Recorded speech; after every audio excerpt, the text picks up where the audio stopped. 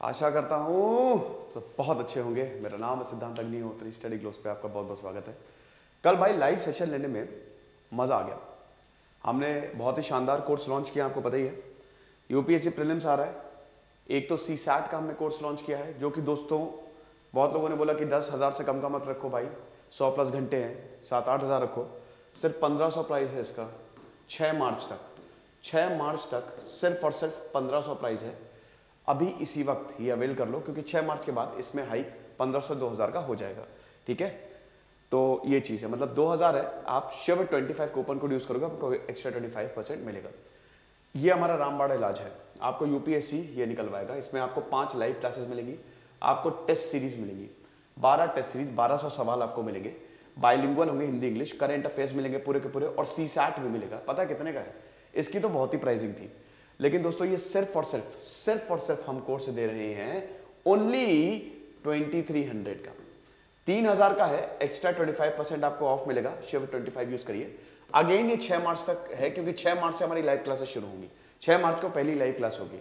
सवाल को कैसे हैंडल करना है मैं बताता रहूंगा कोर्स के बारे में भी धीमे धीमे। लेकिन पहली चीज हम देखेंगे, यूपीएससी का एग्जाम अब पास आ रहा है भाई, जून आ ही गया है, जून के पहले हफ्ते में एग्जाम है। So mistakes to avoid in, मतलब अरे यार एक minute, mistakes to avoid in prelims। पहले मैं जरा अपना फोन साइलेंट कर दूं।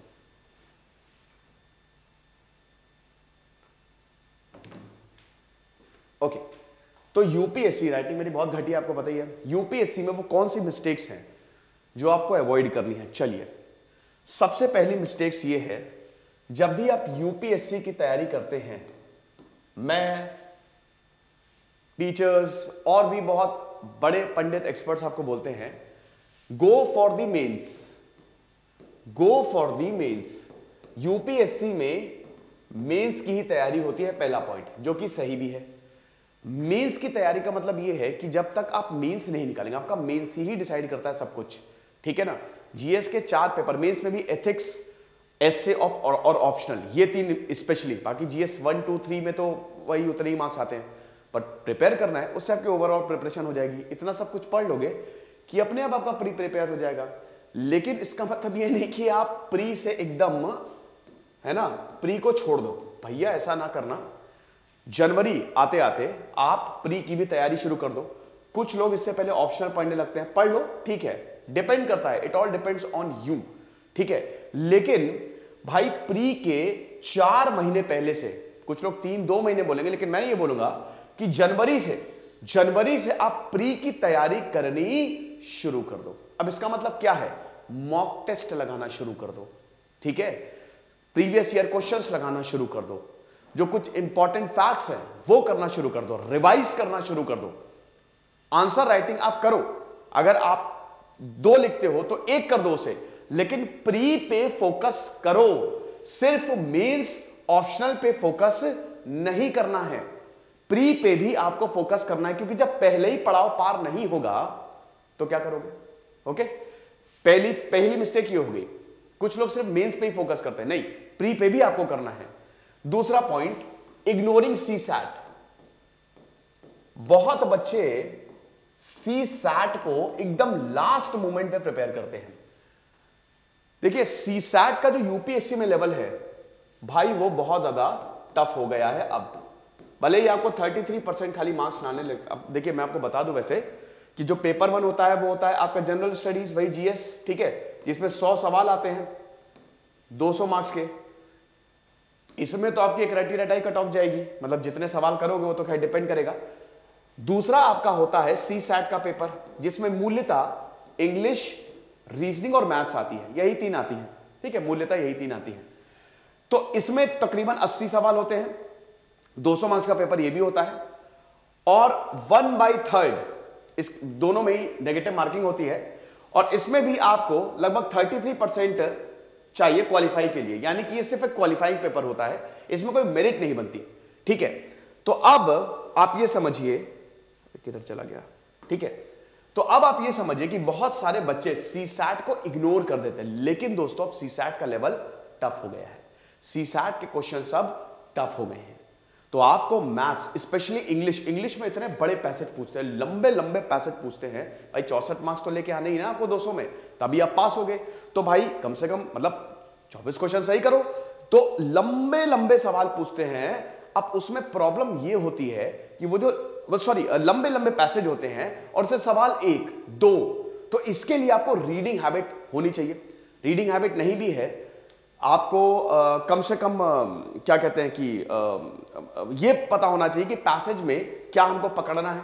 सेम मैथ्स के साथ होता है, सेम रीजनिंग के साथ। लॉजिकल रीजनिंग बहुत ज्यादा पूछी जाती है, भले ही ये क्वालिफाइंग पेपर होता है। आपको ये कह के मतलब बहुत ही आसान कर दिया जाता है काम कि भाई ये तो खाली क्वालिफाइंग है, इसमें तो सिर्फ आपको क्वालिफाई करना है, इतने क्वेश्चन अटेम्प्ट कर लो, हो गया काम। बेटा ऐसा नहीं है, क्योंकि सीसैट का लेवल टफ हो गया है। मैं ऐसे काफी स्टूडेंट्स को जानता हूं जिनका पेपर 1 तो मस्त जाता है, लेकिन पेपर 2 गोड़ देते हैं। इनफैक्ट मेरा भाई जो मेरा छोटा भाई है, उसने वो खुद इंटरव्यू तक गया है, उसने मेंस निकाला, लेकिन जब शुरुआत में वो तैयारी करता था तो उसका पेपर 1 बहुत अच्छा होता था, लेकिन सीसैट उसका बहुत खराब हो जाता था। ठीक है, तो सीसैट पे आपको फोकस करना है।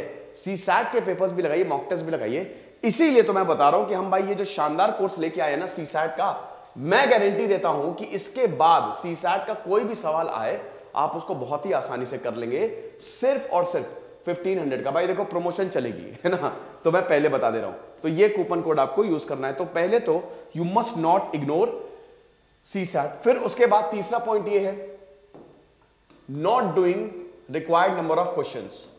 ठीक है, मैं आर लिख दे रहा हूं यहां पे थोड़ा शॉर्ट। ये तो देखिए, अब 100 मार्क्स होते हैं जीएस पेपर 1 में। अब आप इतना मान के चलिए कि कुछ लोग इतने एक्यूरेट होते हैं कि उनको लगता है कि भाई देखो जो मुझे आता है मैं उतना ही करके आऊंगा।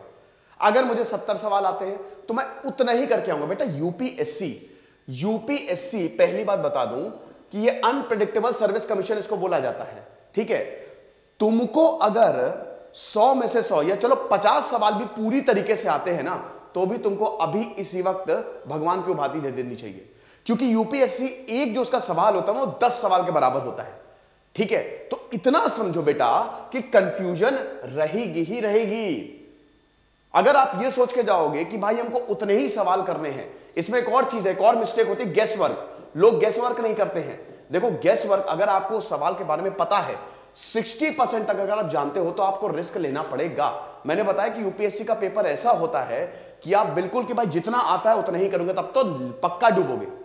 कम से कम आपको 70 से ऊपर सवाल तो करने ही है, क्योंकि देखिए on an average 100 marks cut off जाती है ऑन एन एवरेज, अब जो जा रही है, जो कि पेपर का लेवल बहुत हाई है, उसके बावजूद अभी 93 गई थी ना, लेकिन ऑन एन एवरेज समझिए कि 100 तो कट ऑफ जाती ही, यानी कि कम से कम 50 सवाल तो आपके सही होने ही चाहिए। अब ऐसा तो है नहीं कि ये 85 सवाल एग्जैक्ट 50 सवाल आप करके आओगे और आपके सही होंगे। 50 का मतलब आप 65 से 70 करके आओगे, तब आपके 100 मार्क्स से करीब आएंगे। तो यानी कि 70 प्लस तो आप सवाल करके आओ ही।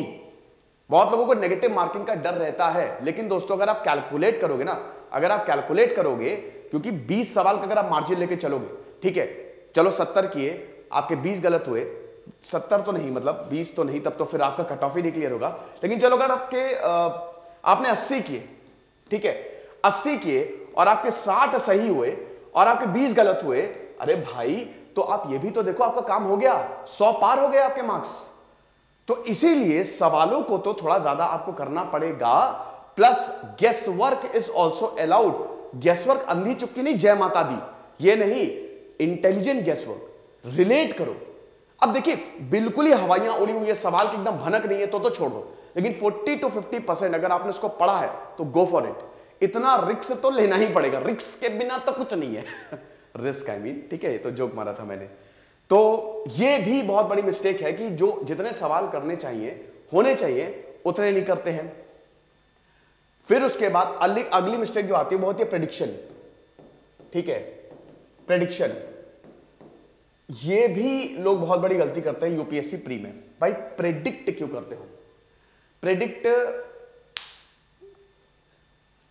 इस बार इकोनॉमी के आएंगे 20 सवाल, इस बार साइंस के आएंगे इतने सवाल, इस बार पॉलिटी के आएंगे इतने सवाल। बेटा वो यूपीएससी है, तुमसे 10 नहीं 20 कदम आगे है। ठीक है, ये भूल जाओ, इसको करना छोड़ दो। ठीक है, तुमको नहीं पता कौन कितने सवाल आ गए, अपने फंडामेंटल्स स्ट्रांग रखो। कुछ लोग वही पढ़ते जा रहे हैं, कुछ लोग प्रेडिक्शन ही करते जा रहे हैं, वही उसी में घुसे हुए, मत करो ये। ऑल ओवर प्रिपरेशन रखो, अपने फंडामेंटल्स स्ट्रांग रखो। ये मत सोचो कि इस बार पॉलिटी आएगा, इस बार हिस्ट्री आएगा, यूपीएससी कब क्या दे दे तुमको नहीं पता। हां, ये मैं जरूर बोलूंगा कि कुछ सब्जेक्ट आप जरूर रिवाइज करके जाओ। देखिए कुछ सब्जेक्ट बहुत इंपॉर्टेंट रहते हैं, घुमा फिरा के उसी में से ही सवाल आते हैं। तो इसमें सबसे इंपॉर्टेंट है पॉलिटी और हिस्ट्री। पॉलिटी हिस्ट्री अगर दोनों मिला दो तो 20 से 25 सवाल तो इन दोनों से आएंगे ही आएंगे, मरी से मरी हालत में, ठीक है। और पॉलिटी और हिस्ट्री आप आसानी से रिवाइज भी कर सकते हो, क्योंकि देखिए पॉलिटी तो पूरा स्टैटिक है, करेंट अफेयर्स से भी रिलेटेड है, लेकिन वो भी स्टैटिक से ही रिलेट करते हैं। करेंट अफेयर स्टैटिक से रिलेट करता है। जैसे अब आर्टिकल 21 को लेके कुछ हुआ, right to freedom of speech, कोई जजमेंट आया तो आपको right to freedom of speech ही पढ़ना है, ठीक है ना। आर्टिकल 19, 20, 21, मतलब कहने का मतलब है जैसे कोई हेबिस कॉर्पस लगी, ठीक है, तो पढ़ना तो आपको हेबिस कॉर्पस ही है ना, आर्टिकल 32 ही पढ़ना है। तो आप ये समझिए कि करंट भी स्टैटिक से ही होता है, ओके। तो पॉलिटी और हिस्ट्री तो बदलेगी नहीं, हिस्ट्री तो वही रहेगी, ऐसा तो है नहीं हिस्ट्री बदल जाएगी, हिस्ट्री चेंज हो जाएगी। सो आपको ये चीजों का ध्यान देना है, पॉलिटी और हिस्ट्री दोनों का आपको ध्यान रखना है, plus environment, science and tech, ठीक है। ये चार आप जरूर पढ़ के जाओ, क्योंकि आजकल एनवायरमेंट और साइंस एंड टेक के सवाल काफी ज्यादा हो गए हैं। तो ये चार चीजें आप हैंडी रखो, ओके। बाकी भी पढ़ो, पढ़ना तो देखिए फंडामेंटल सब्जेक्ट तो आपको पढ़ना ही है, डिजास्टर मैनेजमेंट हो गया, ज्योग्राफी हो गया, इकोनॉमिक्स हो गया, लेकिन ये चार सब्जेक्ट पे पहले फोकस करो, ये मैं आपको एडवाइस देना चाहूंगा। तो आप 35 से 40 तक सवाल आसानी से कर ले जाओगे, और अगर 40 सवाल आपके हो गए तो बहुत बहुत बहुत ज्यादा चांसेस हैं कि आपका सिलेक्शन हो जाएगा, जिस तरीके से अभी पेपर सेट हो रहा है, ठीक है। एक तो ये चीज है। फिर उसके बाद प्रैक्टिस लोग नहीं करते, है ना, और एलिमिनेशन टेक्निक। देखिए कुछ ट्रिक्स भी होती हैं कि सवालों को कैसे लगाया जाए, इसमें एलिमिनेशन टेक्निक काम आती है। तो एलिमिनेशन टेक्निक इसको भी जानना जरूरी है। पहले वो देखिए, जब 4-5 स्टेटमेंट आते हैं तो पहले वो देखो जो नहीं हो सकता है। अगर आपको सवाल बिल्कुल भी नहीं पता है तो बिल्कुल अटेम्प्ट ना करें, क्योंकि वो मार्क्स कट जाएंगे।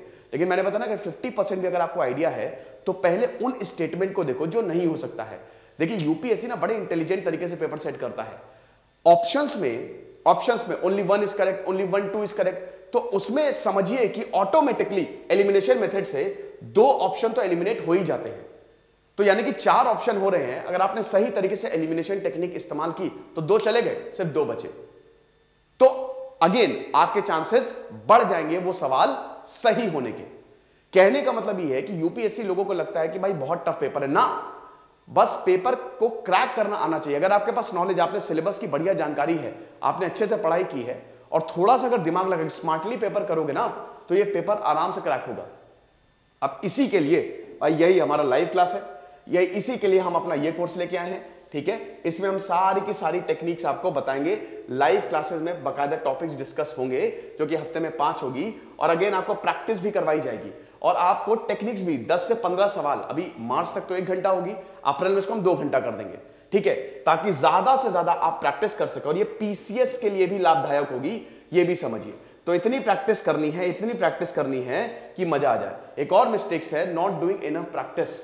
लोग मॉक टेस्ट नहीं लगाते, लोग यहां पे प्रीवियस ईयर पेपर्स नहीं लगाते, एकदम एंड टाइम पे लगाते हैं ये चीज। फिर कुछ और इंपॉर्टेंट, ये तो चलिए एकेडमिक पेपर से रिलेटेड चीजें हो गई। कुछ और चीजों की बात करें तो बहुत ज्यादा डीप चले जाते हैं, बहुत ज्यादा। भाई देखो इतना ज्यादा डीप। और हाँ, एक और चीज कि अपनी स्पेशलिटी को पढ़ते हैं। जैसे मान लो कि अगर मेरा फिजिक्स है तो मैं फिजिक्स ही पढ़ रहा हूं ना। देखो एक चीज समझो कि जैसे आपने अगर अपना ग्रेजुएशन हिस्ट्री में किया है तो हिस्ट्री तो आपके ऑलरेडी प्रिपेयर्ड है बेटा, हिस्ट्री तो आपके ऑलरेडी प्रिपेयर्ड है। आप उस सब्जेक्ट पे ज्यादा ध्यान दो जिसमें आप कमजोर हो। आपको अपनी कमजोरी को अपनी ताकत बनाना है। जो चीजें ऑलरेडी हैं आपके पास वो तो बढ़िया ही है, आप समझ रहे हो, वो तो आप वैसे भी सवाल क्रैक कर लोगे। तो और दूसरी वही चीज है कि लोग इतना ज्यादा इन डेप्थ चले जाते हैं, इन डेप्थ की भाई ये भी पढ़ लो, उसके बाद क्या हुआ, उसके बाद ये हुआ। नहीं, यूपीएससी का पैटर्न पकड़ो, स्मार्ट स्टडी करनी है। इतनी डेप्थ आप मेंस में दिखाना, ठीक है, प्री में नहीं दिखाना। देखिए करंट अफेयर्स का अभी वेटेज थोड़ा घटा है, लेकिन इसका मतलब यह नहीं है कि आपको करंट अफेयर्स पढ़ के नहीं जाने हैं। करंट अफेयर्स बिल्कुल पढ़ के जाइए, ओके। तो ये चीजें हैं। अब उसके बाद अगर हम बात करते हैं कि और क्या मिस्टेक्स है, नेगेटिविटी। नेगेटिविटी, देखो बेटा ये बाबा पंडितों से बिल्कुल दूर रहे, है ना, जो 8-8 10-10 साल तैयारी कर रहे हैं, उनका नहीं हो रहा है, फिर पीसीएस में चले गए, इनसे बिल्कुल दूर रहना। बहुत ये लोग नहीं निकाल पाएंगे, बहुत कम लोग हैं जो निकाल लेंगे, लेकिन ज्यादातर लोग 90% लोग ऐसे नहीं निकाल पाते। उनकी स्ट्रैटेजी गलत है, फंडामेंटल्स ही गलत है। आप गए, आपने बात की एक बहुत बड़े पंडित, मतलब जो बहुत समय से यूपीएससी की तैयारी कर रहा है, अब आपने उससे बात की और वो आपसे बात कर रहा है, और जब आपने बात की ना, आपने डिस्कस किया, आपकी तैयारी अच्छी है लेकिन उसकी तैयारी आपसे 10 गुना ज्यादा है, उसको नॉलेज, तैयारी नहीं, नॉलेज आपसे 10 गुना है, वहीं डिप्रेस हो गए, वहीं एकदम कॉन्फिडेंस लो लेवल पे, भाई यार इसका नहीं हो रहा तो मेरा क्या होगा। भाई ऐसा नहीं है, दिस इज अ मिथ, ठीक है, ये सब एग्जाम के लिए है। ऐसे लोगों से बिल्कुल दूर रहे भाई, वो नहीं निकाल पाएगा। सिर्फ नॉलेज से यूपीएससी नहीं निकलता है, हजारों एग्जाम्पल है, हजारों एग्जाम्पल जिन्होंने जीरो से शुरू किया और 7-8 महीने में यूपीएससी क्रैक किया, बल्कि जिनसे वो एडवाइस ले रहे थे वो 5-5 6-6 साल अभी तक उनका नहीं निकला है। ऐसे कितने एग्जाम्पल हैं। ओके, तो इसीलिए थोड़ा सा ध्यान दो, नेगेटिव लोगों से दूर रहो, ठीक है। अपना जो सर्कल है वो बढ़िया रखो, माहौल का सबसे ज्यादा फर्क पड़ता है, याद रखना बेटा। मोटिवेशन बहुत सबसे इंपॉर्टेंट है, अगर मोटिवेशन नहीं है, कितनी भी नॉलेज हो जाए, एग्जाम नहीं निकल पाओगे। तो इसीलिए माहौल का बहुत ज्यादा फर्क पड़ता है। उसके बाद ज्यादा कुछ लोग बहुत ज्यादा सीरियस हो जाते हैं, कुछ लोग बहुत ज्यादा परेशान हो जाते हैं, एंग्शियस हो जाते हैं, ये भी एक बहुत बड़ी मिस्टेक है। डर बैठ जाता है। डरना किस बात का बेटा, ये सिर्फ एग्जाम है, तुम्हारी जिंदगी नहीं है। 6 साल तक तैयारी करोगे, बस 6 ही अटेम्प्ट है ना। सपोज तुम 80 साल तक जीत, चलो 70 साल यहां पे ईयर एक्सपेक्टेंसी है, वो 6 साल तक, बाकी 64 साल क्या करोगे। तो ये तुम्हारी जिंदगी का 1 या 2% है, बहुत इंपॉर्टेंट एग्जाम है। लेकिन दोस्तों जो यूपीएससी की तैयारी कर लेता है वो वैसे ही ऑलरेडी जनता से, जो आम जनता है उससे 10-15 कदम आगे चला जाता है, ठीक है, क्योंकि तुम्हें इतनी नॉलेज होगी और वो कहीं पे भी पीछे नहीं हटेगा, हर फील्ड में वो सक्सेस होगा। इतना याद रखो कि अल्टीमेटली सक्सेस रेट कम है यूपीएससी में, ठीक है। 1000 में से एक बंदा सिलेक्ट होगा, ये आपको माइंड में रखना है, लेकिन वो 1000 में से एक आप भी हो सकते हो। एक चीज समझो कि जैसे 100% लोगों ने यूपीएससी भरा, 70% लोग ऐसे ही भर देते हैं, 60 to 70% लोग। कंपटीशन आपका उन 20% में से ही है जो सीरियस है, ठीक है, जो सीरियस है। आधे लोग तो एग्जाम ही देने नहीं आते, ठीक है, बाकी आधे की तैयारी पूरी नहीं होती, उनको पता नहीं है कैसे एग्जाम निकालना है। तो इसीलिए एक्चुअल कंपटीशन जो है इन 20% लोगों में से होता है। ओके, यानी कि 20 में से एक बंदा यूपीएससी क्रैक करेगा। तो थोड़ा सा इस पे भी ध्यान रखो, बहुत ज्यादा परेशानी मत लो, बहुत ज्यादा प्रेशर मत लो कि यार यूपीएससी नहीं निकला तो हम बर्बाद हो जाएंगे, ये हो जाएगा, वो हो जाएगा। इसको एक एग्जाम की ही तरह लो। फंडामेंटल चीज क्या है, आपकी हेल्थ, आप इंपॉर्टेंट हो। अगर इंसानी रूप में जन्म नहीं हुआ होता, किसी और रूप में जन्म हुआ होता तो क्या यूपीएससी करते। तो थोड़ा सा जमीन से जुड़े रहो, राइट। तो नेगेटिविटी थोड़ा, और यहां पे एक चीज और रखना कि भाई बीमारी मार मत पड़ना। कुछ लोग ना खाना पीना छोड़ देते हैं, पढ़ाई अपनी हेल्थ पे ध्यान देना छोड़ देते हैं, तो ये भी मत करना। मैं तो हमेशा बोलता हूं, जब मेरा एमएससी का एग्जाम था या जब मेरा यूपीएससी का भी एग्जाम था, तो एक दिन पहले तो मैं शायद हैरी पॉटर देख रहा था मूवी। तो चिल मारो, अपने दिमाग को थोड़ा सा रिलैक्स करो। याद रखो कि आखिरी वक्त पे रिवाइज कर लो, आखिरी वक्त पे थोड़ा कम पढ़ो, क्योंकि याद रखो वो और ज्यादा टेंशन देगा, ये भी नहीं पढ़ा, वो भी नहीं पढ़ा। एक और चीज, आपको लगेगा आखिरी वक्त पे आप सब भूल जा रहे हो, वो सबके साथ होता है। It happens to each and everyone. अगर ऐसा हो रहा है, इसका मतलब बधाई हो, तुम्हारा सिलेक्शन होने वाला है। क्योंकि वो घबराहट अंदर से आती है कि यार ये भी नहीं पढ़ा, वो भी नहीं पढ़ा, तो वो आपने इतना पढ़ लिया है, आपको थोड़ी सी टेंशन है, इसीलिए हो रहा है। तो ये सारी चीजों का ध्यान रखो, और आखिरी समय में थोड़ा सा, मतलब जो आखिरी के 1 दिन या 2 दिन बचते हैं, तो पढ़ाई अपनी कम कर दो, थोड़ा अपने दिमाग को आराम दो, बढ़िया सी नींद लो, प्रॉपर नींद लो। अब नींद नहीं भी आ रही है तो भी कोई दिक्कत नहीं है, एग्जाम आप दे दोगे, अच्छी नींद लो, एग्जाम हॉल में जाओ। कुछ लोग ओएमआर आखिरी में भरते हैं, ये भी बड़ी दिक्कत है। कुछ लोग पहले आंसर टिक कर लेंगे, ओएमआर आखिरी में। मेरे एक दोस्त के साथ हुआ था, उसका बहुत अच्छा पेपर हुआ, उसने पूरा पेपर लगा लिया, उसका नेट का पेपर था, CSIR नेट, और ओएमआर आखिरी में भरी उसने, तो काफी गोले छूट गए। आखिरी के 5 मिनट में उसने भरना शुरू किया। ये गलती मत करना, जैसे सवाल लगाओ वैसे भर दो बबल, जैसे सवाल हो वैसे भर दो। अच्छा, करने कैसे है, एक और चीज देखिए, यूपीएससी का पेपर, एक और बहुत बड़ी मिस्टेक, ठीक है, यूपीएससी का पेपर कैसे होता है, जैसे मान लीजिए आपका हिस्ट्री और पॉलिटी बहुत अच्छा है, ठीक है, तो हो सकता है जब ये यहां से शुरुआत हो, जो भी आपको सेट मिला हो वो साइंस से हो, वो इन्वायरमेंट से हो जो कि आपको इतना अच्छा तैयार नहीं है, वो डिजास्टर मैनेजमेंट से हो, या वो करेंट अफेयर से हो, ठीक है, या वो एग्रीकल्चर से हो। आजकल एग्रीकल्चर का पार्ट भी बहुत ज्यादा हो गया। अब आपका ये है नहीं सही, अब वहीं डाउन, शुरुआत के 10 क्वेश्चन देखे वहीं डाउन, ये मत करना। अगर ऐसा हो रहा है, सबसे पहले हिस्ट्री और पॉलिटी को देखो, पेज पलटते जाओ। यूपीएससी में देखिए इनफ टाइम मिलता है, 100 सवाल 2 घंटे, अच्छा टाइम है, गुड टाइम है ये, ठीक है, कोई खराब नहीं है। तो हिस्ट्री और पॉलिटी देखो सबसे पहले कहां है, और जैसे हिस्ट्री पॉलिटी मिले सवाल लगाना शुरू कर दो। इससे 2 चीजें होंगी। सबसे पहली बात तो आपको कॉन्फिडेंस बढ़ेगा कि क्या बात है, 20 सवाल 25 सवाल तो मैंने सही ही हो गए। तो सबसे पहली बात तो आपको कॉन्फिडेंस बढ़ेगा।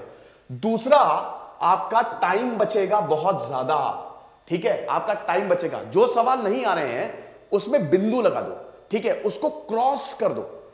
अब एक और चीज इसमें हो सकती है, जो सवाल आपको बिल्कुल नहीं आ रहे हैं उसको एकदम ही क्रॉस कर दो कि इसको तो अटेम्प्ट करना ही नहीं है। एक बार तो पेपर दोगे नहीं, 2-3 बार आपको, जैसे एक बार आपने रीड किया, ठीक है, आपने हिस्ट्री पॉलिटी की, उसके बाद दोबारा पेपर पे आओगे कि मैंने कौन कौन से सवाल छोड़े हैं, उसको ट्राई करोगे। कई बार क्या होता है ना, फर्स्ट रीडिंग जब आप करते हो पेपर की तो उसमें आपको सवाल नहीं समझ में आते, होता है ये चीज। लेकिन जब आप सेकंड रीडिंग करते हो ना, तब आपको एकदम क्लिक होता है, अरे ये तो मैंने पढ़ा था। तो इसीलिए मैं बोल रहा हूं कि जो सेक्शन आपको सबसे पहले आता है, सबसे पहले उस पर कूदो, उसके बाद फिर उस पर आना जो तुमको नहीं आता है, जो तुमने सवाल छोड़े हुए हैं, बाद में याद आ जाएगा। तो ये कुछ कॉमन मिस्टेक्स थी जो आपको प्री में अवॉइड करनी हो। और जैसा कि मैंने बताया, प्री अगर आपको निकालना है, सीसैट अगर आपको निकालना है, सीसैट का इंडिविजुअल कोर्स भी ले सकते हो, लेकिन ये कंबाइंड कोर्स जरूर लीजिएगा। 6 मार्च तक ही दोस्तों ऑफर है, हमने बहुत बहुत बहुत सस्ते में निकाला है। उसके बाद ये 5-6 हजार का हो जाएगा। अभी ये सिर्फ और सिर्फ आपको 2300 का मिल रहा है। इतनी सारी चीजें प्री और मेंस ये एग्जाम निकालने के लिए हम आपके साथ हैं। खुश रहिए, पढ़ते रहिए। दिस इज सिद्धांत अग्निहोत्री, साइनिंग ऑफ।